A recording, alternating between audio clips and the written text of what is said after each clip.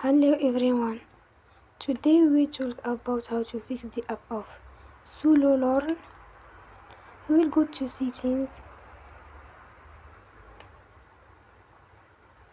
Then we click on apps. After that we search the app Sololearn.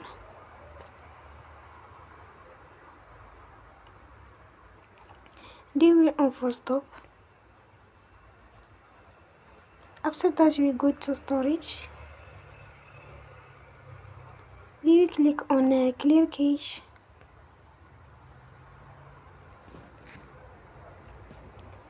You will go to Play Store and they will update you app. Don't forget to support us by like and subscribe. See you next time and thank you for attention.